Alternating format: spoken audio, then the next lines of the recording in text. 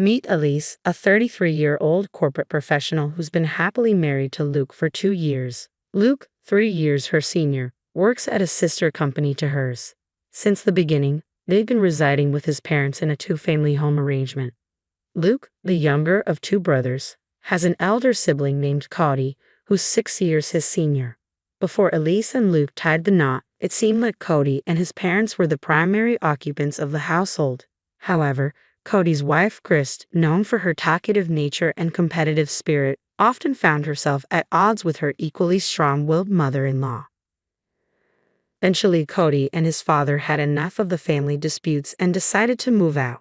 Despite living alone since he started working, Luke and Elise never seriously considered the idea of residing separately from his parents. So, when Luke's mom suddenly declared that they would be moving in after marriage, it caught both Elise and Luke off guard. Elise had assumed they would continue living in her current apartment until they decided to start a family, as it was convenient for her commute. However, it seemed that living together was inevitable in their family's eyes.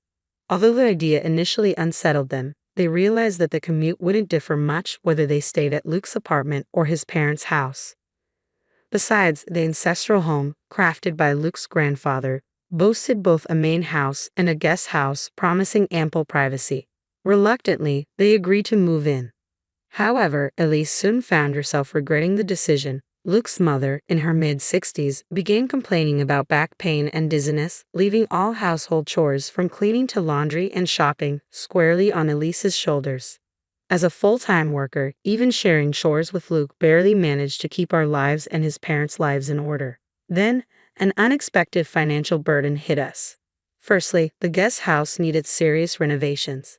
Initially appearing livable from the outside, stepping in revealed a dire need for more than just patch jobs.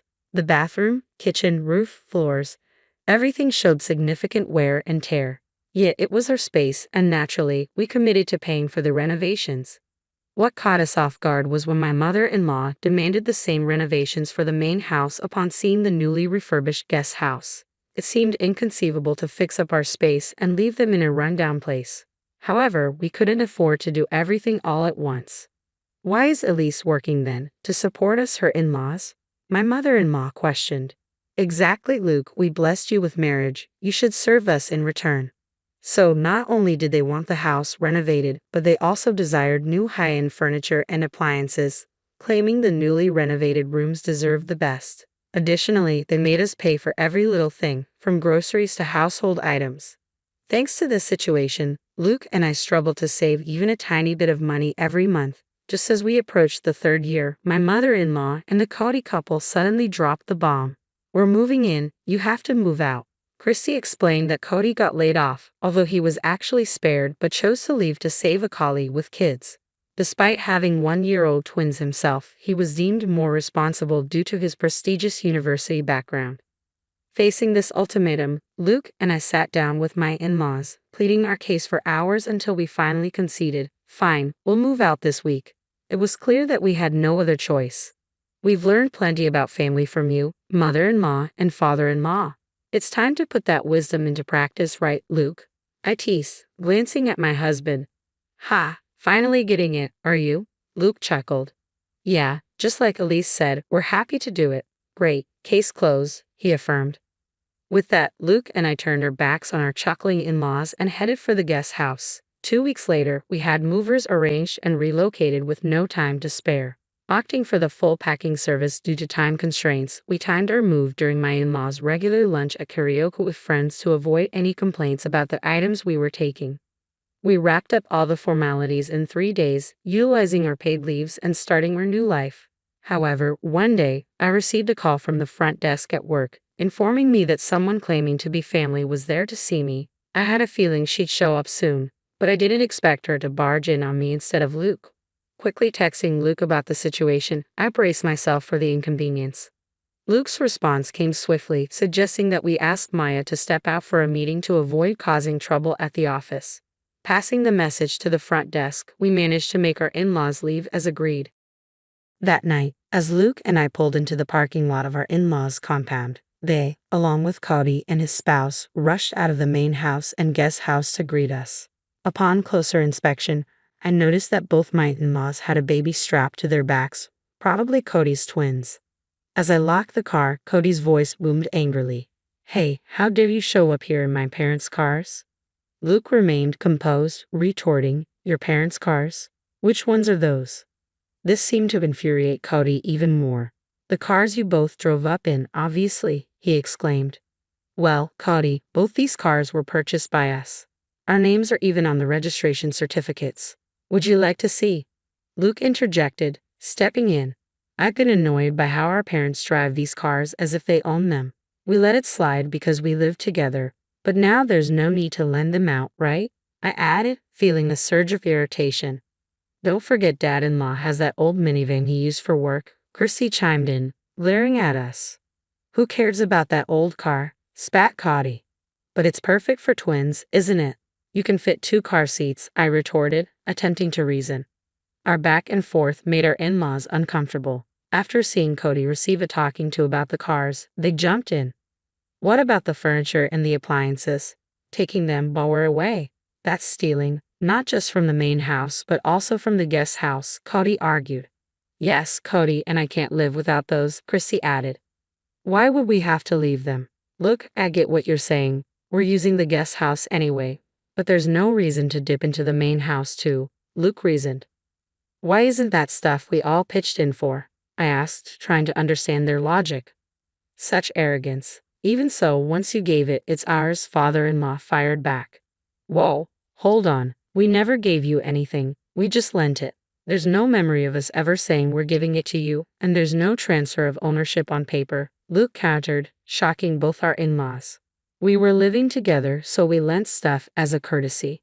Now that we're living separately, why would we keep lending you things? We just took back what's ours. Is that a problem? Luke continued, exchanging smiles with me.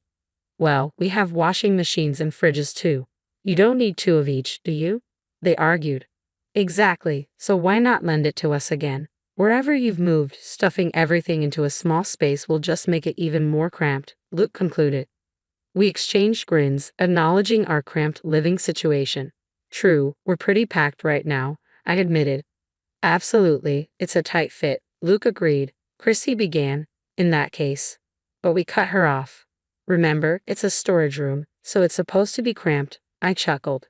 Exactly. Until the official contract is done, this is how it has to be, Luke concluded. This left Cody and our in-laws utterly confused. Then Luke dropped a bombshell. Oh, by the way, both of us are moving to Boston next month. Luke smoothly explained that we had both originally been offered positions at the corporate headquarters but had turned them down because we were living with my in-laws. However, now that the obstacle of living with them was removed, we had both accepted the transfers and happily received internal notifications for positions at the corporate headquarters. Even better, if all went well, we could be working there till retirement. As luck would have it, Luke's colleague, who was going overseas for an extended period, wanted to sell his high-rise condo. Everything fell into place quickly. You guys are going to live in a high-rise condo in Boston? Man, life sure does throw some curveballs, doesn't it? Cody remarked. Totally. If Cody and the gang hadn't told us to move out so they could live here, we wouldn't have stumbled upon this jackpot, I replied. But how could we even afford a high-rise condo? That seems unreal, Chrissy questioned. That's thanks to Alisa's dad. He provided the down payment, Luke revealed. Alisa's dad just gave you the down payment? Cody asked, surprised. Yes, my sister is inheriting the family property, so this is sort of a trade-off. Plus, a previous owner asked if we could hold on to his modern altar until, upon my return to the country, I proposed lowering the asking price, and he agreed, securing a significant discount. However, hearing about the extent of the discount, Christy, who was standing nearby, burst into tears, exclaiming, "That's so unfair. I'd rather have a high-rise condo in Boston than live in Atlanta." Suddenly, the in-laws, who had been quiet all this time, switched gears and started fawning. Well, it looks like Luke really has it together, doesn't he? Like mother, like son. Luke is following in my footsteps, they chimed in. Ignoring their comments, Luke turned to me and said, living in a high-rise in Boston, everyone's going to be so jealous. When are you moving? We must visit. If we're going to Boston, you should come too, I suggested. The idea seemed to intrigue them. However, the mood shifted when Cody and Christy stopped their arguing and snapped at the in-laws. What are you talking about? Cody's being downsized, so you're going to have to support us. Plus, until I find another job, Christy will have to go back to work early from her parental leave. You'll have to take care of her household chores and the twins, they confronted. As tension mounted, Cody and Christy marched up to the in-laws who were carrying the twins. The babies, sensing the tension, started crying, waking up the entire neighborhood. Noticing the neighbors gathering at a distance from the garage, the in-laws turned beet red. Luke finally intervened, addressing Cody and the others. Stop just standing there.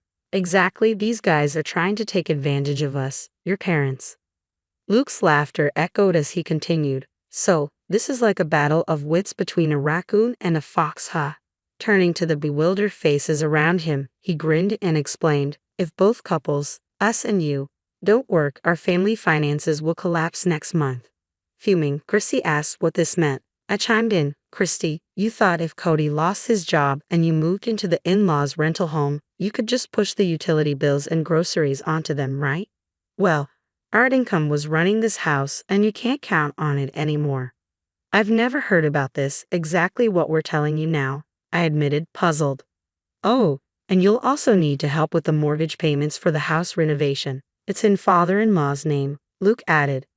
Why is it in his name? I questioned, catching the in-laws off guard. Luke took over, explaining, I wanted the loan in my name since I was paying for it, but Dad insisted it would be shameful. So we used this property as collateral. Until now, we've been transferring money into Dad's account to cover the loan. Cody, you'll need to chip in starting next month. Of course, the in-laws and Cody were against it, but Luke firmly declined to continue payments. We're going to give up the inheritance.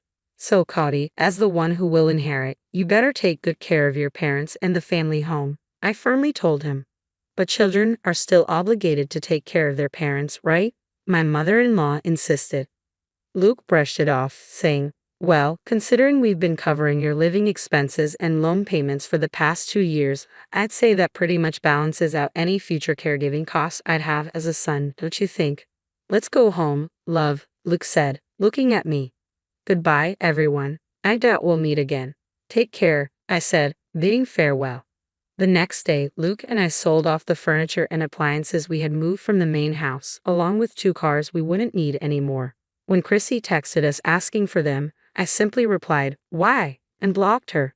After that, the special leave granted for our job transfer wasn't enough, so we had to use up our remaining paid vacations to finally finish moving into the apartment. Buying the high-rise condo would take more time, so for the first year, we decided to rent, thanks to the generosity of my boss who owns the place. As the weekend arrived, bringing a bit of calm after the storm of recent days, we gazed at the city lights, and Luke broke the silence. I know I've been a hassle this time, but thanks for sticking with me, I said, feeling grateful for Luke's patience. What's with the formal tone all of a sudden? Luke joked, but then his expression turned serious. When we first got married and the idea of living together came up, I should have thought things through. But back then, I was just happy you chose me over Cody, who I've been compared to since we were kids. He continued, reflecting on how we had mindlessly followed his parents' wishes until they told us to move out to make room for Cody and his family due to the company restructuring. It struck me, how could they say that after being such a burden on us financially and otherwise? Luke wondered aloud. And then I thought about how much your parents must worry about you given your situation. He explained that he sent an apology email to my parents, and their response was heartening.